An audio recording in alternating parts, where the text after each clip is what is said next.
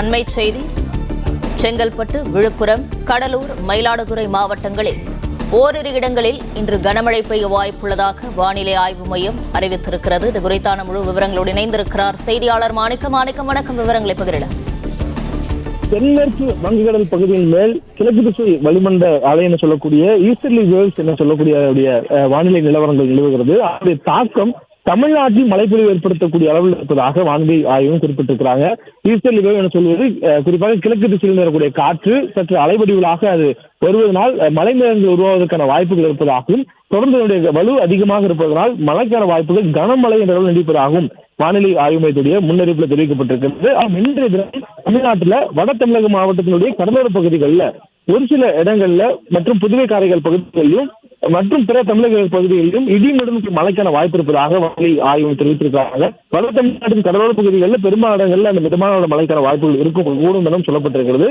அதுவும் செங்கல்பட்டு, விழுப்புரம், கடலூர், மயிலாடுதுறை ஆகிய மாவட்டங்கள்ல ஓரிரு இடங்கள்ல இன்று கனமழை என்ற அளவில் மழை பெய்யக்கூடிய வாய்ப்பு இருப்பதாக வானிலை ஆய்வும் தெரிவித்திருக்கிறாங்க.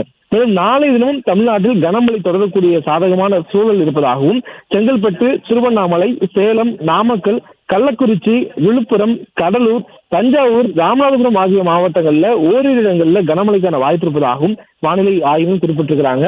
வடகிழக்கு பருவமழை நமக்கு ஓய்ந்திருக்கிறது. அதற்கு பிறகான காலங்களில் தற்போது குளிர்காலம் நிலவுகிறது.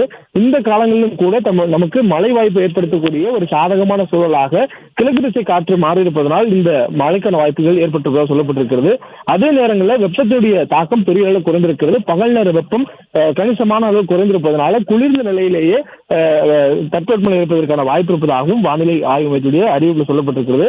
அதிலும் இயல்பிலிருந்து குறைந்தபட்ச வெப்பநிலை அளவு வேறுபாடு என்பது 3 டிகிரி செல்சியஸ் வரையிலும் குறைவாக இருப்பதற்கான வாய்ப்பு இருப்பதாக வானிலை ஆய்வு தெரிவித்திருக்கிறாங்க. மேலும் குறைந்தபட்ச வெப்பநிலையில் குறிப்பிடத்தக்க மாற்றத்துக்கான வாய்ப்புகள் குறைவு என்றாலும் இந்த மாற்றம் என்பது ஆங்காங்கே சில இடங்கள் இருக்கும் எனவும் வானிலை ஆய்வு மையத்துடைய அறிவிப்பில் சொல்லப்பட்டிருக்கிறது. மேலும் சென்னையை பொறுத்தவரையிலும் அடுத்த 48 மணி நேரத்திற்கு வானம் ஓரளவு மேகமூட்டத்துடன் காணப்படவும், சில நேரங்களில் பொதுவாக வானம் மேகமூட்டத்துடன் இருப்பதற்கான வாய்ப்பும் இருப்பதாக சொல்லப்பட்டிருக்கிறது.